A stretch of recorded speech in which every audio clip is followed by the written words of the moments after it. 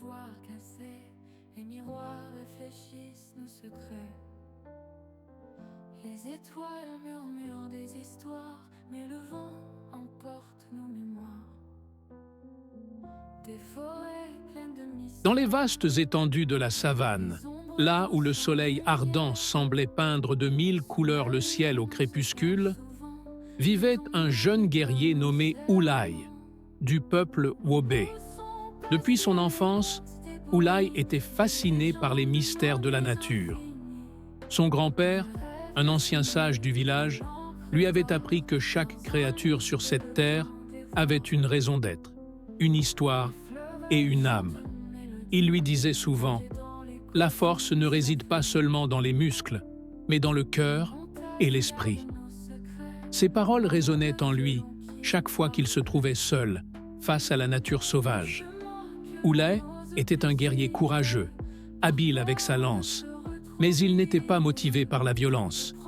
Sa réputation s'était bâtie sur ses exploits lors de chasses et de batailles pour défendre son village.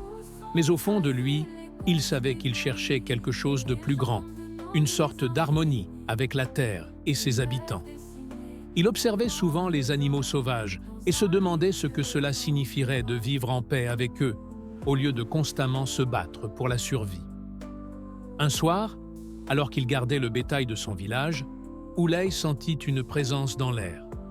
Le vent s'était arrêté et une tension étrange régnait.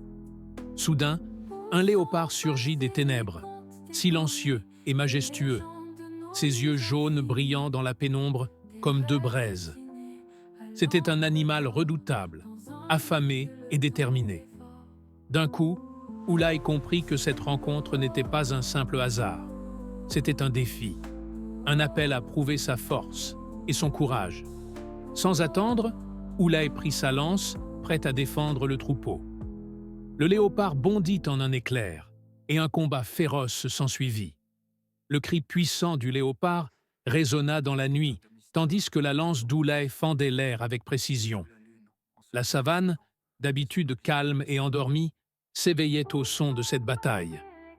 Oulai pouvait sentir l'énergie brute de l'animal, sa volonté de vivre, mais aussi sa souffrance. Au fil des coups échangés, quelque chose d'étrange naissait en lui. Il commençait à ressentir une étrange pitié pour cet adversaire, cet être qui, comme lui, luttait pour survivre. Le léopard, blessé et à bout de force, se prépara à lancer une dernière attaque. Oulai, avec toute la maîtrise qu'il avait acquise au fil des années, esquiva le coup et parvint à immobiliser le félin. Mais alors qu'il levait sa lance pour donner le coup final, il s'arrêta soudain. Dans les yeux de l'animal, il ne vit pas seulement la peur ou la rage, mais aussi une sorte de respect, comme si le léopard reconnaissait en lui un frère d'armes, un être avec qui il partageait la même terre, le même destin. Oulai sentit en lui un mélange de tristesse et de compréhension.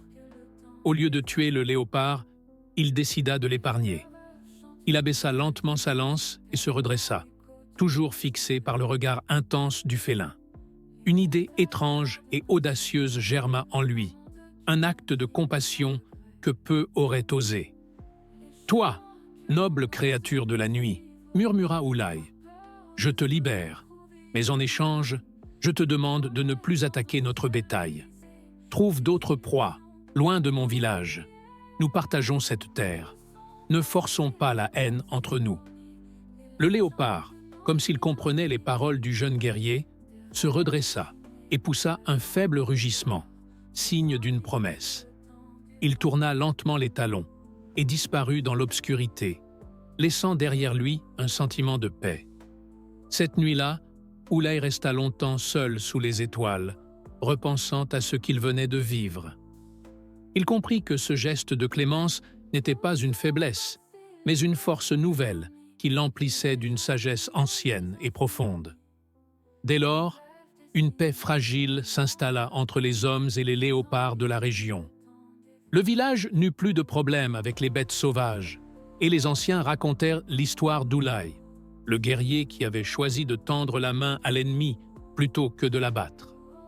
Il devint une légende parmi les Wobé, symbole d'une bravoure transcendée par la compassion et le respect de la vie.